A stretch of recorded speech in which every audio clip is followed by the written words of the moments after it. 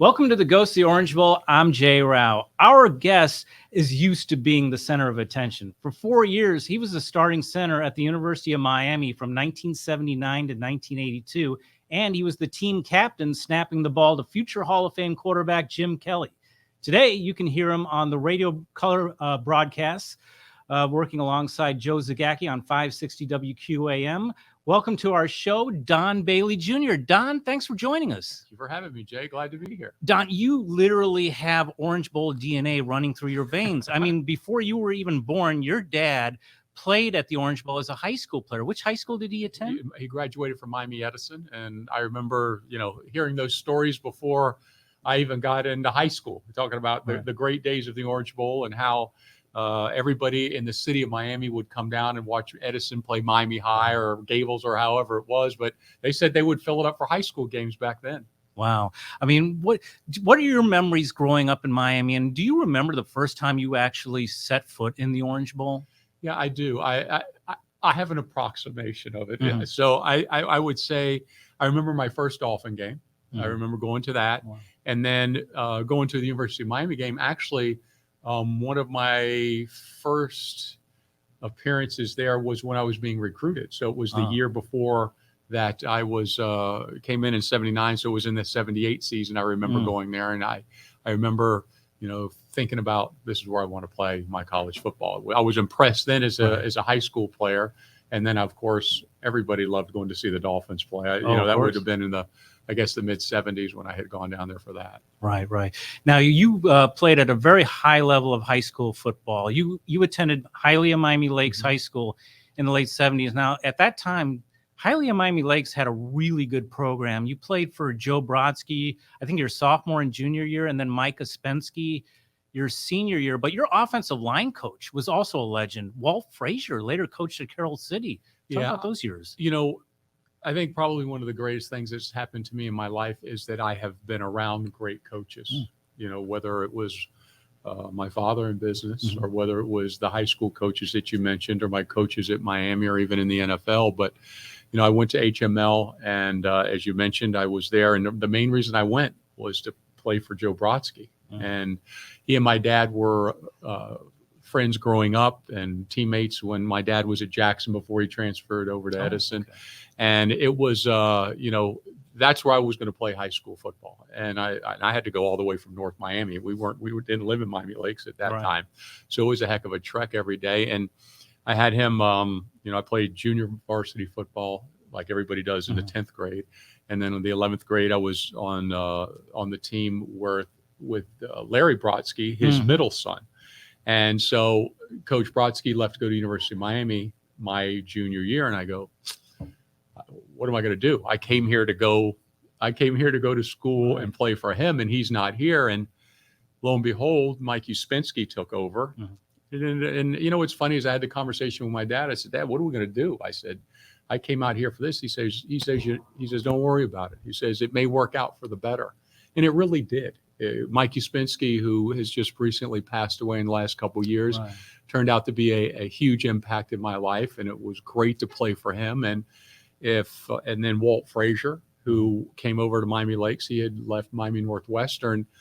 And what's crazy is that I kept in touch with both of those guys, and I still keep in touch with Coach Frazier. I bet 2 or 3 weeks don't go by a month in the last over 40 years that I haven't talked to those men. And they were that impactful to me. And I was no different than anybody else. They impacted a bunch of young men's lives. But I was really grateful to go to Miami Lakes and have the experience there with Joe Brodsky, and then, of course, Mike Uspensky and Walt Frazier. Well, not only did you have great coaches, you had some pretty good teammates, too. Like a couple of them were at the University of Miami before you were there. David Jefferson and Larry Brodsky, you mentioned. Yeah. And another teammate of yours, Jim Linus, I think, went with Jimmy you. Linus came. He came after me. And then there was also you have John Fenton. There was a string, and Fred Azarak. And I remember going into Coach Brodsky's office, and there was a string of maybe 5 or 6 captains that at least one of the 2 captains and went to the University of Miami. And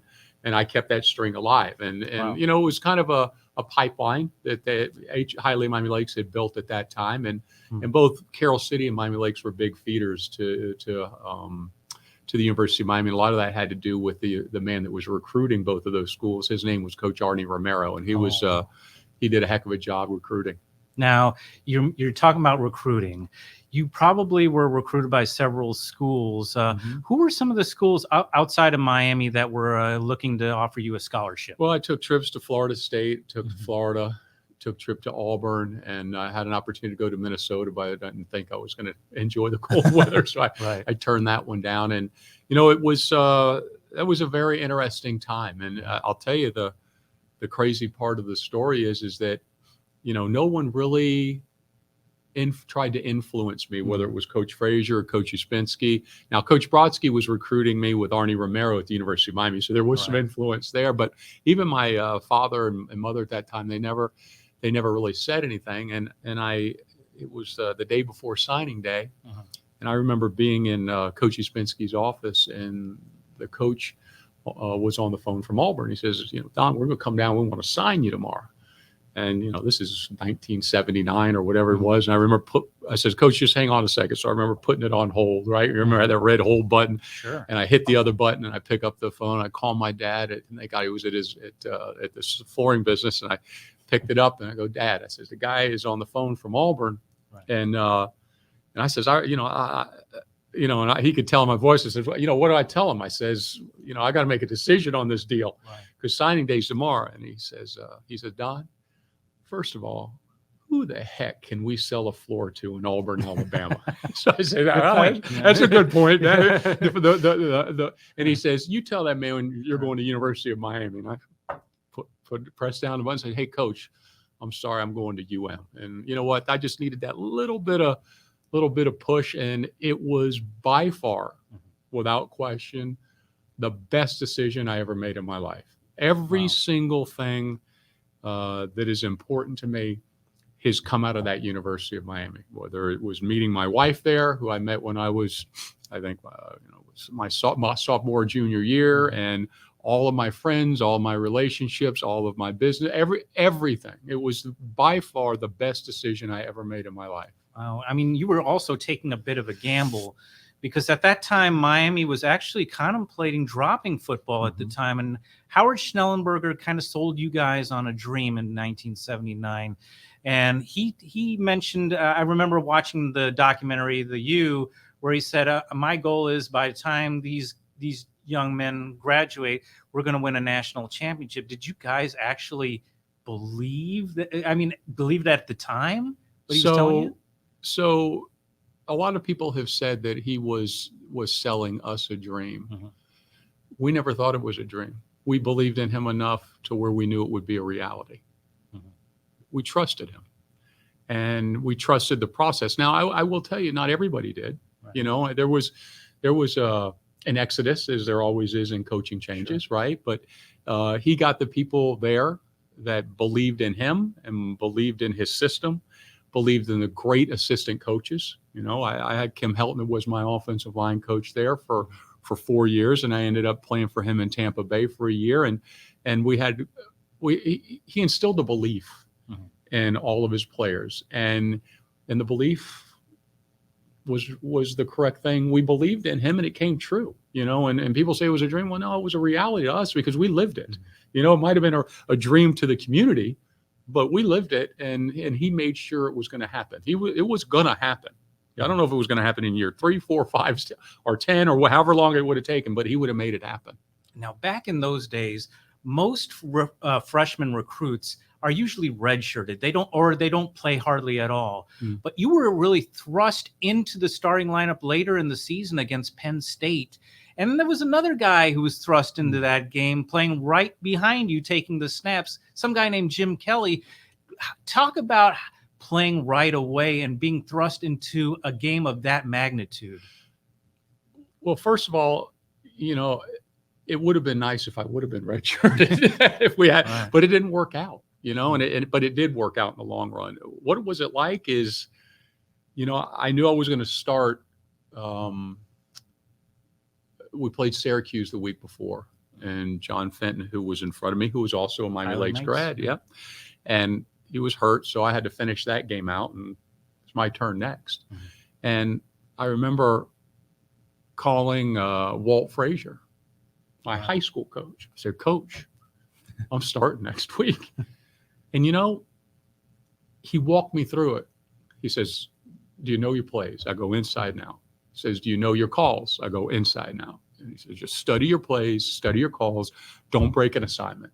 And then, as I mentioned, Kim Helton was the Right. offensive line coach, and he prepared you to start from the second you met him. Mhm.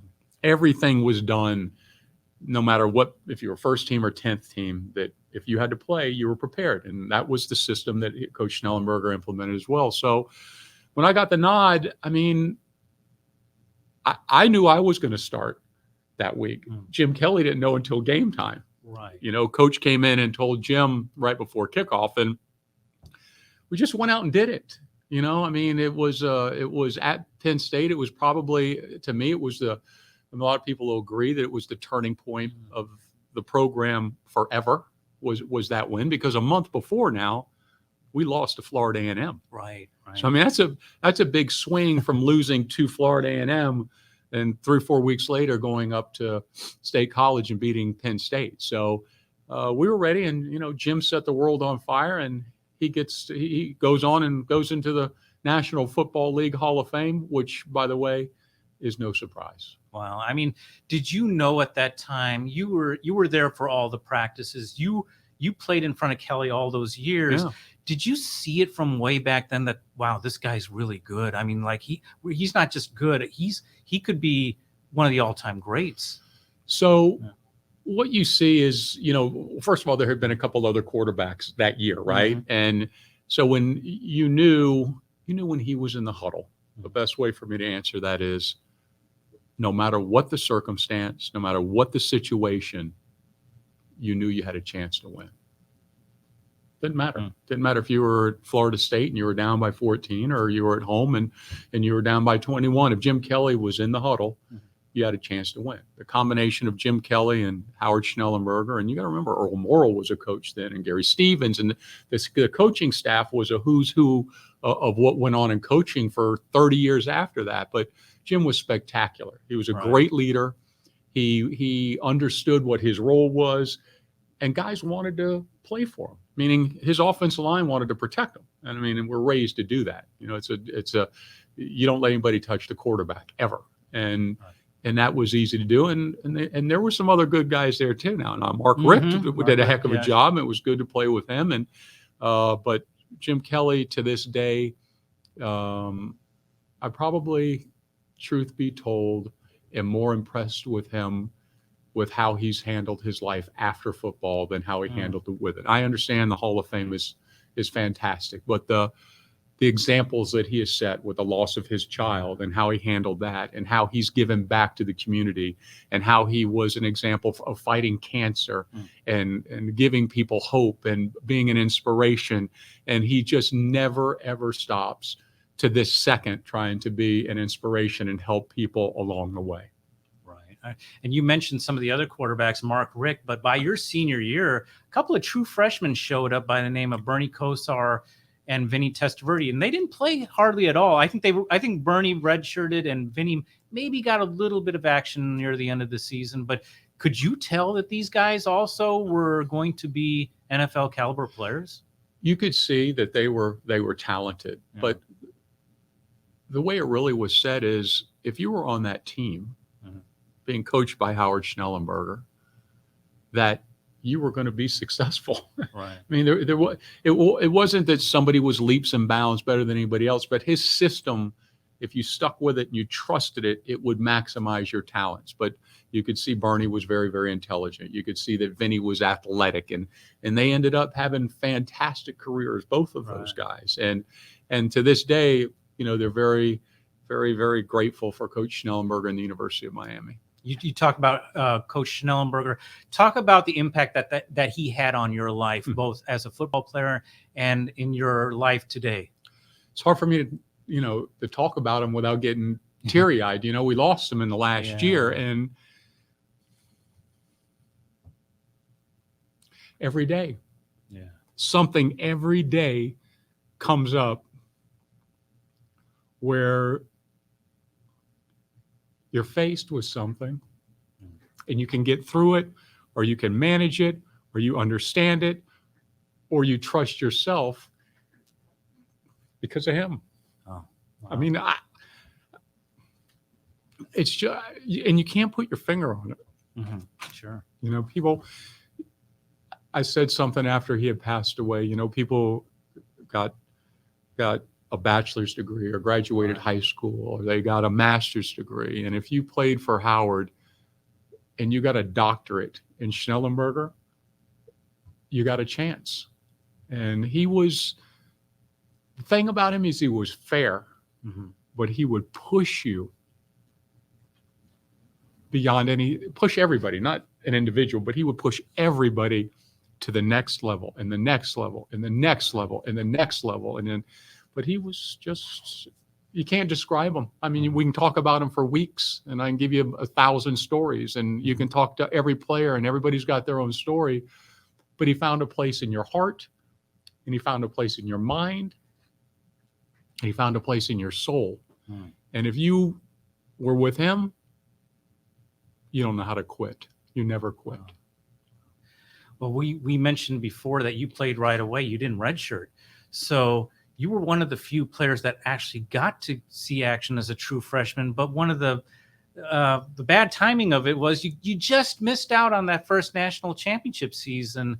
A lot of the guys that came in with you, like Jay Brophy, Yep. Danny Brown, I think there's Andy, no, Andy didn't get one. Andy came Glenn out Dennison, Glenn Dennison, Tony Fitzpatrick. A lot of those guys played on that 83 team, and he just missed out on that. Any regrets about that a little bit? Or? I mean, I would like to have gotten the ring, but I don't have one regret. I mean, I was a teammate with those guys. Like I said, I met my wife there, and it was my best friend. And I mean, I'd like to have the ring, but I was as happy for them as I was, you know, for anybody in the world. Those were my guys. I mean, there was 80% of that group that was there, you know, I knew, and they're friends today. You know, I talked to Danny Brown and I talked to Tony Fitzpatrick. I mean, those were guys I ran around with, and they love our University of Miami. They're very thankful for Coach Schnellenberger, but would I like the ring? Sure, I'd like the ring. It would have been great, but I'm a part of the University of Miami family, and I feel that I helped accomplish that goal as much as anybody. Well, you had an awesome 4 years. You were part of a group that helped bring football back and really established the dynasty. I think the 1981 team finished in the top 10. You won the Peach Bowl game in 1980, and then by the end of your career, you got drafted by the Denver Broncos, I think in the 11th round. Correct. But did you spend a year in the USFL before the NFL? No. I went right from college to the NFL draft, but they started. The USFL did start that time, so your timing's right. So I was fortunate to be drafted, and that was a great experience. I learned a lot there and was able to get through 3 years in the National Football League, and it was a great experience. And you played for the very first Indianapolis Colts team, the team that had just moved from Baltimore after that long history over in Baltimore. What was that like playing in Indianapolis? Well, it was interesting. I mean, for me, first of all, I hate cold weather. I'm born and raised Miami guy. At least you were indoors. Yeah, we were indoors, and you know, I this town was great.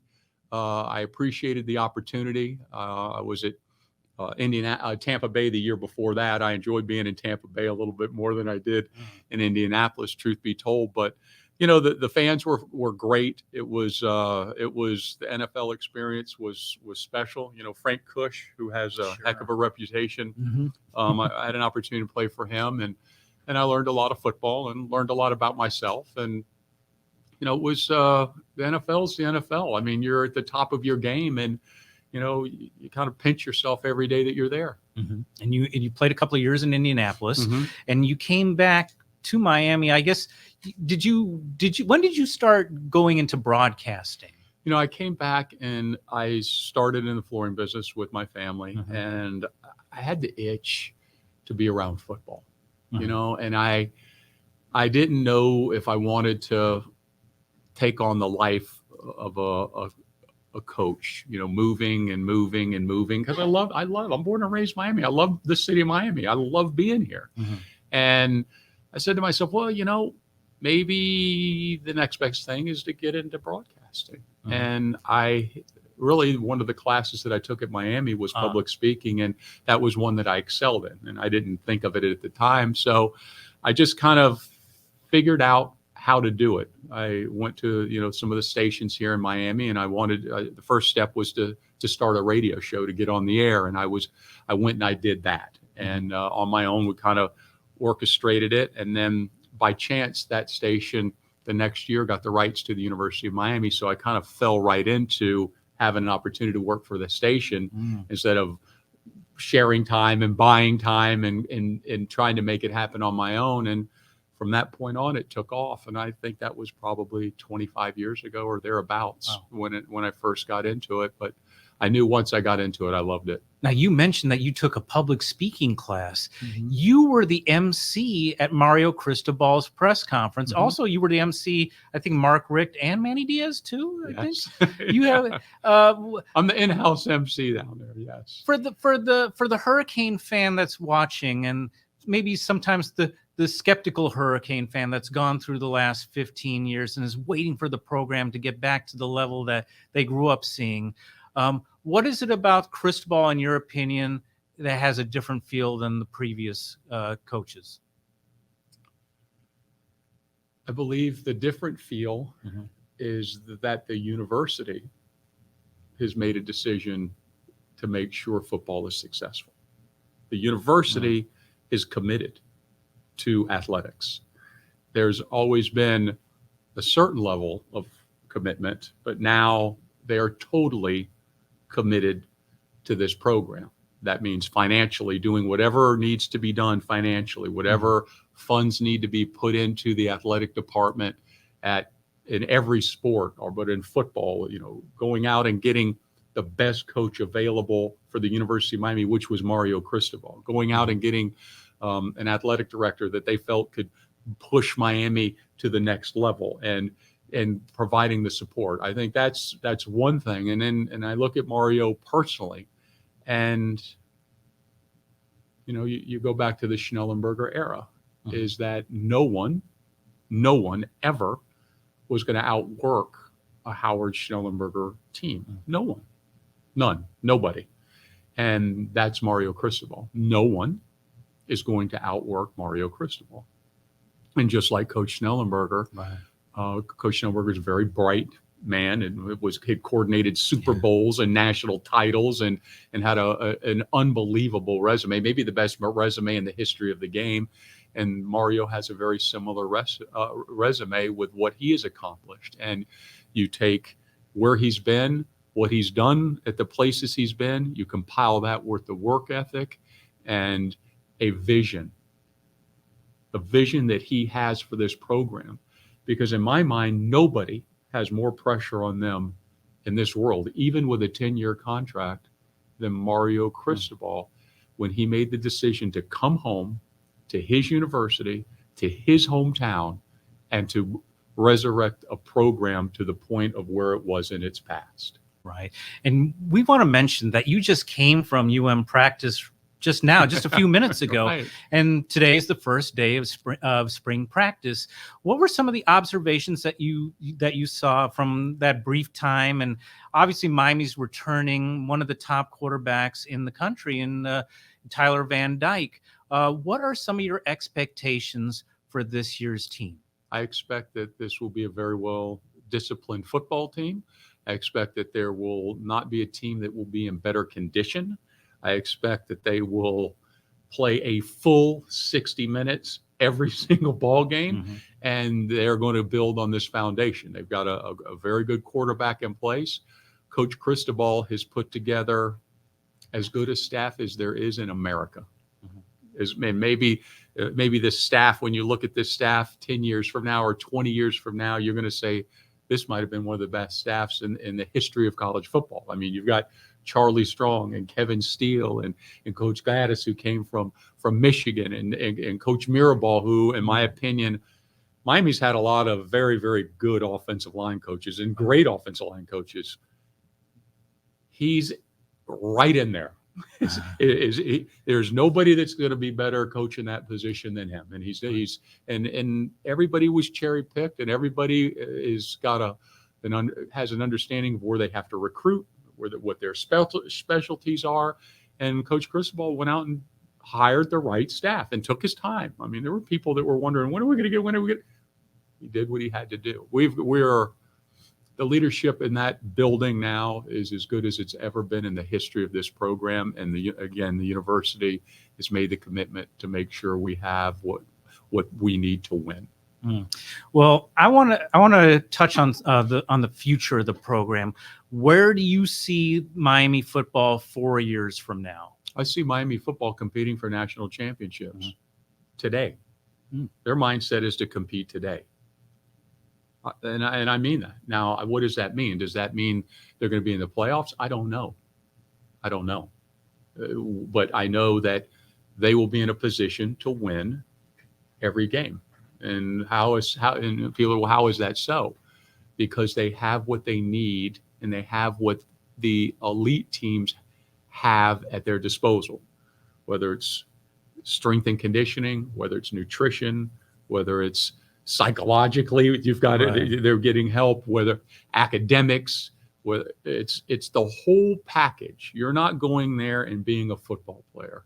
You're going there to end up playing football at a very high level, but learning how to do everything that's needed to be a success in life and on the football field. But to put a date on a national championship is an impossible task. And Coach Snellenberger said it the best. Miami will win national championships, and the variable is time. Well, where we are today is the only variable is time, because they are moving in a direction and in a fashion that they need to compete for national championships. Now, finally, my last question is: we've talked about how the university is now investing a lot more into the football program than ever before. Correct. And one of the boosters that we've been hearing about recently, a gentleman named John Ruiz, talked about the importance of a new stadium closer to the campus. How do you feel about that, about a proposed site in Tropical Park, or do you feel everything is fine over at Hard Rock Stadium? That's something out of my scope, right? I think that's to imagine Miami going to Tropical Park. If it's done right, it would be great, right? I mean, Hard Rock Stadium is a fantastic venue. That's something I don't even know how to talk about it, because it was hard enough for Miami to leave the Orange Bowl, and then you're in Hard Rock, and now to talk about another stadium and how things have to be handled and done here to make that happen. If they're at a new stadium, everybody's going to go, and we're going to hopefully, we'll win, and it'll be fantastic. If we're at Hard Rock Stadium, play Super Bowls there, play national championships there. I mean, it's a great spot as well. And, this program, the University of Miami, is, specifically the athletic department, is in great hands. President Frank made a decision that he was going to make sure that he put some people in place, and that was Rudy Fernandez and Joe Echeverria. And those three men have pointed this program in another direction. They went and they hired Dan Radakovich, the athletic director, and then, of course, Mario Cristobal, and you see what's going on. So everything is on pace and moving in the direction that it has to. And, maybe the way to look at it is University of Miami will line up any place, anywhere, anytime, and we'll think we'll win. So it doesn't matter what stadium it is. It doesn't matter if it's on the road. It doesn't matter if it's here. But if they could build us a brand new stadium, I'll take it. Oh, well, Don, thank you so much for joining us. You've been a great guest. Best of luck to you in the future. And of course, you're also Miami's most famous carpet salesman. So we got to give you a plug. How can people get in touch with you if they need some carpeting? Well, just remember, it's not just carpet. It's carpet, it's tile, it's laminate, it's porcelain, it's wood. We do the whole floor nowadays. It started as carpet. Now we've graduated everything. It's very simple. Don Bailey Flooring. We've got 4 locations, 2 in Dade and 2 in Broward, and we're open 7 days a week, and we're here to help. Well, Don, thank you so much. You're welcome. Awesome guest as usual. And for Miami's community newspapers, I'm Jay Rao, and we'll see you again with another ghost from the Orange Bowl.